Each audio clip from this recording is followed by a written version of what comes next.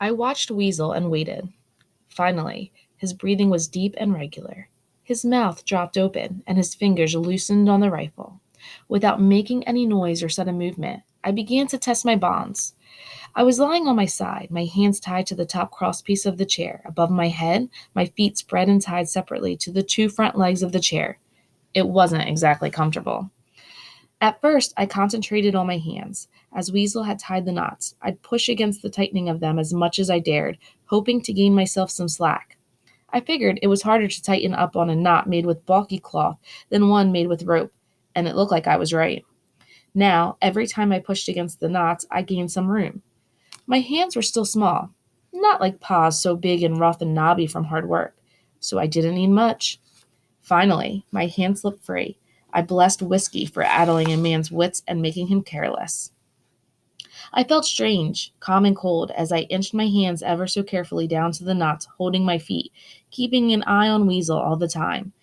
After I got my legs untied, I lay quietly on the floor, wiggling my fingers and toes to work the cramps out of my muscles before I tried to move. I wanted to be ready. Ready for what? I asked myself. Where could I go? There were no windows in the cabin. Some of the chinks between the logs were wide, sure enough, but not big enough to slip through, and Weasel sat in front of the door. The sight of him with Pa's gun stolen while Pa was caught helplessly in a trap made me feel even more cold and calm, almost like it wasn't even me, like I was watching myself.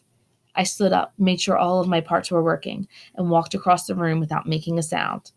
Standing at Weasel's feet, I told myself not to think about what I was about to do. Just do it, I told myself. It's your only chance. Leaning down, I put my hands on the gun, my left hand on the barrel, my right hand near the trigger, and pulled hard.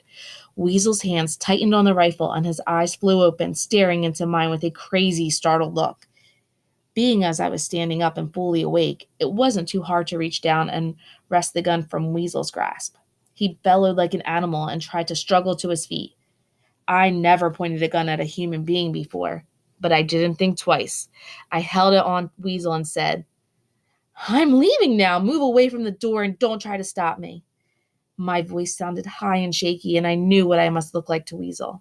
His face began to twist into a grin, and he started to speak, but I cut him off. It would be a pleasure to kill you with my pa's gun, I said. Weasel looked confused, like maybe he wasn't, if he was awake or dreaming. He began to slide away from the door, dragging the skins across the dirt floor beneath him. I kicked the door open, keeping the gun pointed at Weasel's chest. My fingers twitched at the trigger as I thought of Ezra, his wife and unborn baby, and of Pa, caught in Weasel's trap. Trembling, I tore my eyes from Weasel's gaze and ran out the door. A hand shot out, grabbed my leg, and held on. I nearly fell, but recovering, I stomped down hard on the arm with the other foot and ran blindly toward where I had seen Job tied. Still holding the gun, I untied the horse and climbed on. No saddle, no blanket, no reins, it didn't matter. Come on, old boy, I shouted, digging my heels into his flanks, and we flew off, heading west as the sun rose in the east. As we crashed through the brush, I heard Grapple braying furiously at being left behind.